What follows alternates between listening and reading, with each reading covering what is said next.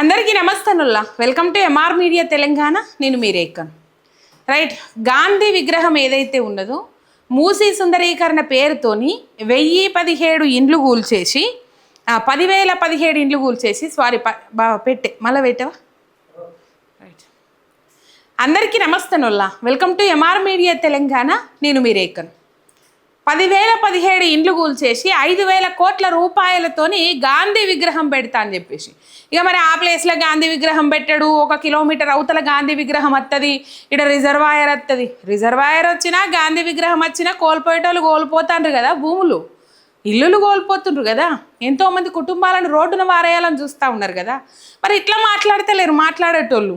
ఇక్కడ రిజర్వాయర్ వస్తుంది, ఇక్కడ గాంధీ విగ్రహం రాదు. ఇక మళ్ళీ దాన్ని సోషల్ మీడియాలో మన కాంగ్రెస్ వాళ్ళు ఒక దంపుడు దంపుతారు, దాన్ని మామూలు దంపుడు దంపుతలేరు, వైరల్ చేస్తుడు. అయ్యా, గాంధీ విగ్రహం పెట్టినా ఆడ రిజర్వాయర్ వచ్చినా లేకపోతే ఇంకోటి వచ్చినా పాపం వాళ్ళు కోల్పోతారు. వాళ్ళ ఇండ్లు లేక వాళ్ళు రోడ్డు మీద పడతారు. సరే, అందులో ఉన్నోళ్ళకు మధురిడ్స్ అపార్ట్మెంట్ ఏదైతే ఉన్నదో ఆ అపార్ట్మెంట్లో ఉన్నోళ్ళకు ఖాతాలలో పైసలు ఇస్తారట. 7 ఎకరాల జాగా ఉంటే 7 ఎకరాల జాగా కేటాయించి వేరే దగ్గర వాళ్ళు ఇల్లు కట్టుకోవడానికి అయ్యే ఖర్చు మొత్తం ప్రభుత్వమే భరిస్తుందట.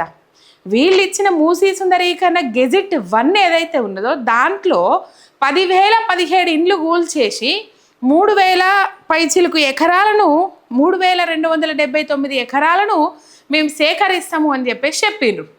ఇక్కడ ఇక ఆగేది లేదు. నన్ను అడ్డుకునేటోళ్ళు లేరు. అసలు నేను ఆగను, నన్ను ఎవరు అడ్డుకుంటారో చూస్తా.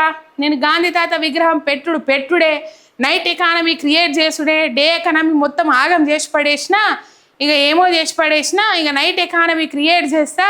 డే ఎకానమీ మొత్తం ఆకాశాన్ని అంటుకుంటుంది, పాతాళానికి పోతలేదు.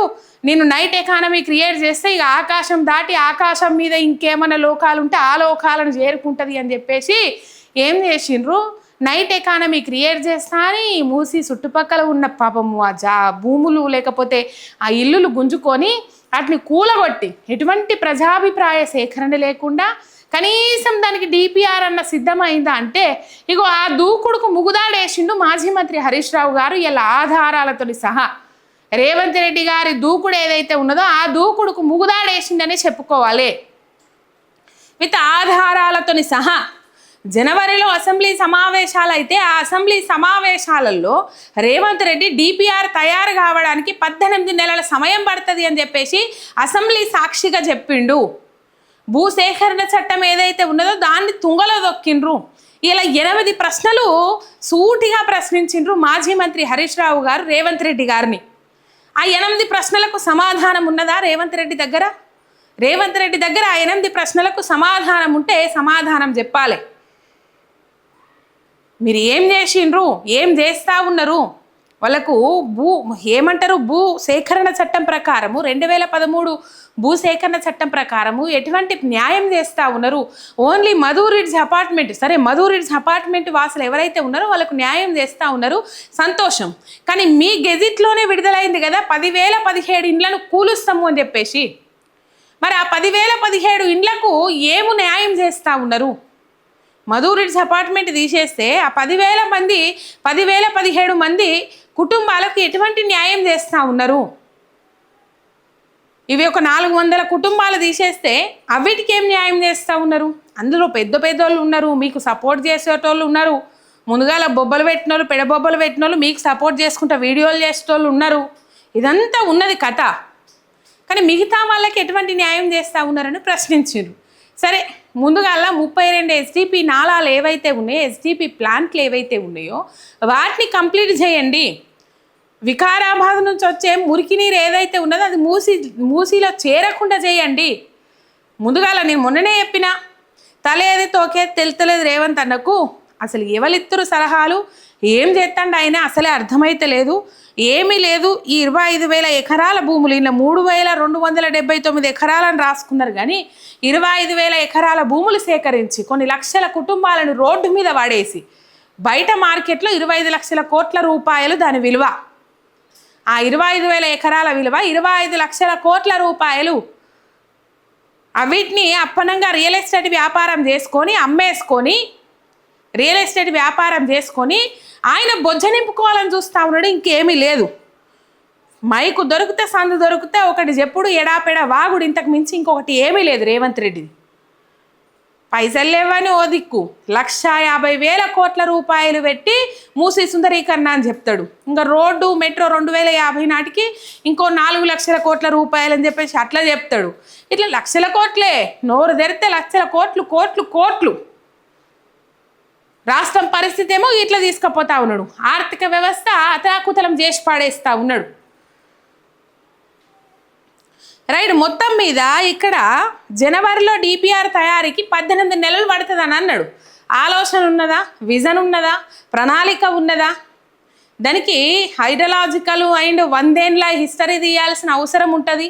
బఫర్ జోన్ ఏది, ఎఫ్టీఎల్ ఏది, ఒకలేమో 9 మీటర్లని, ఒకలేమో 100 మీటర్లని, ఇట్లా మొత్తం మీద అసలు బఫర్ జోన్ ఎన్ని మీటర్లు, ఎఫ్టీఎల్ ఏంది, ఇదంతా లెక్కలు తెలియకముందే, ప్రజల అభిప్రాయం సేకరించకముందే ఇంకా కొంతమంది పోయి ఆ మూసి చుట్టుపక్కల వీడియోలు చేస్తూ ఉన్నారు.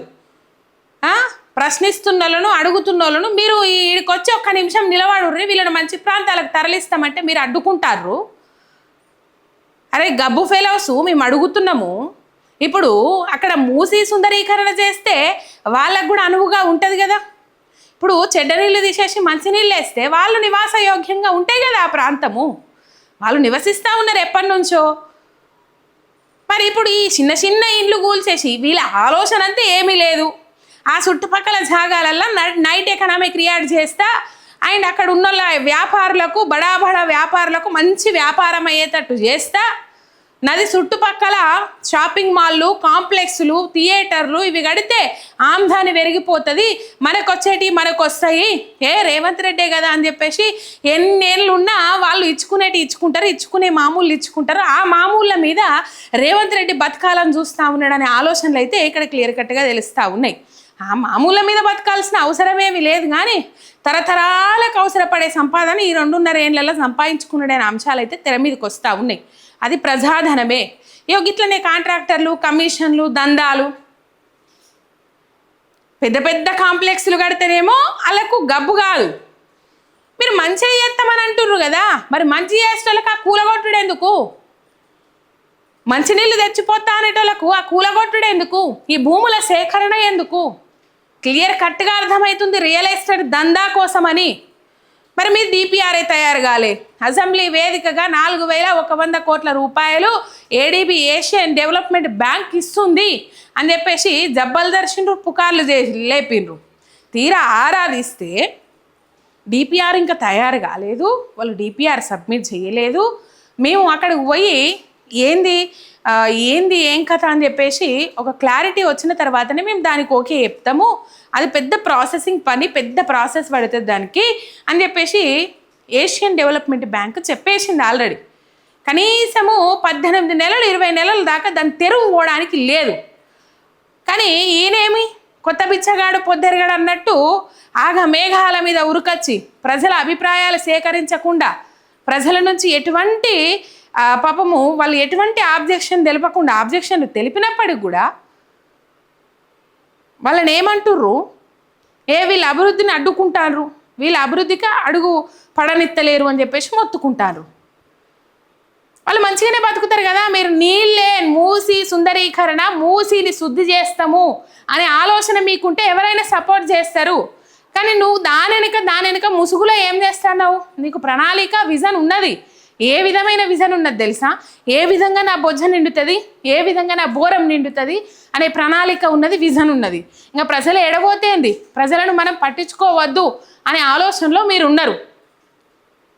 మొత్తం మీద ఆలోచన లేదు, ప్రజలంటే ఆలోచన లేదు, ఆయనకు ఒక విజన్ లేదు అని చెప్పేసి అడ్డంగా ఇక్కడనే దొరికిపోయిండు. మాజీ మంత్రి హరీష్ రావు పెట్టిన ప్రెస్ మీట్లో రేవంత్ రెడ్డి అడ్డంగా బుక్ అయిండు విత్ ఆధారాలతో సహా. ఏదైతే ఫేజ్ 1 మూసీ సుందరీకరణ ఫేజ్ 1 గెజిట్ పేరు మీద ఒకటి విడుదల చేసిండ్రు. అరే గాంధీ విగ్రహం పెట్టద్దు అని చెప్పేసి, గాంధీ సిద్ధాంతం అది కాదు అని చెప్పేసి ఎందరో మంది పేదల ఇండ్లు కూలగొట్టి మీరు గాంధీ విగ్రహం పెడితే, గాంధీ సిద్ధాంతం అనేది గుండెలలో ఉండాలి కానీ మీరు విగ్రహాలు పెట్టినంత మాత్రాన గాంధీ సిద్ధాంతాన్ని ఫాలో అయినట్టు ఉండదని చెప్పేసి తుషార్ గాంధీ మహాత్మా గాంధీ మునిమనుమడు తుషార్ గాంధీ ఇప్పటికే తీవ్రమైన ఆరోపణలు కాదు, తీవ్రమైన ముచ్చట్లు కూడా మాట్లాడుతూ ఉన్నాడు. ఆయన ట్విట్టర్ వేదికగా ట్వీట్ చేస్తే స్పందిస్తలేడని ఏకంగా వీడియో చేసి పెట్టాడు తుషార్ గాంధీ. ఇలా ఈ ఒక్క దగ్గర కాదు, మొత్తం మీద ఇప్పటికే చాదర్ఘాట్ల 300 ఈ భూ చట్టం ఏదైతే ఉన్నదో, ల్యాండ్ ఎక్విజిషన్ ఆ చట్టం ఏదైతే ఉన్నదో, భూసేకరణ చట్టాన్ని తుంగలో దొక్కుతాడు రేవంత్ రెడ్డి. ఇప్పటికే చాదర్ఘాట్లో ఇల్లు కూల్చేసిండ్రు, బాధితులకు ఇంతవరకు నష్టపరిహారం అందలే. ఈ ముచ్చట పొద్దుగాల బయట పెట్టిరు మాజీ మంత్రి హరీష్ రావు గారు. మూసి ఒడ్డున ఉన్న మెట్రో బస్టాండ్లు, గుడులు, ప్రభుత్వ ఆస్తుల పరిస్థితి ఏమిటి అని చెప్పేసి కూడా ప్రశ్నించారు. మొత్తం మీద నేను పెడతా, నేను అసలు ముందడికి పోతానని అడుగునేటోళ్ళు లేరు అన్నదానికి ఆధారాలతో సహా రేవంత్ రెడ్డికి ముగుదాడేసిండు మాజీ మంత్రి హరీష్ రావు గారు అని చెప్పుకోవాలి. ఇది కథ. ఆయనకు ఒక విజన్ లేదు, ప్లాన్ లేదు, ప్రణాళిక లేదు, ఏది ముందుగాల చేయాలనో తెలియదు. ఈ మురుగునీరు కదా నువ్వు క్లీన్ చేయాల్సింది. ఫస్ట్ ఈ మురుగునీటిని శుద్ధి చేసి దాంట్లో మంచినీళ్ళు వేయాలి. సరే, ఇండ్లన్నీ ఊలగొట్టి మూసిని వెడల్పు చేస్తా, నది మొత్తం తవ్వుతా అంటలేడు. మళ్ళీ అక్కడ ఆకాశ హార్మ్యాలు కడతాడట, భవంతులు కడతాడట, భవనాలు కడతాడట. ఆ భవనాల అద్దాల మేడలకి వెళ్ళి మూసీ నదిని చూసుకుంటా కప్పు కాఫీ తాగుతాడట రేవంత్ రెడ్డి. ఇట్లున్నది ఆయన కథ. ఒక సబ్స్క్రైబ్ చేసుకొని సపోర్ట్ చేయండి. మీ ఎంఆర్ మీడియా తెలంగాణ శనార్థి.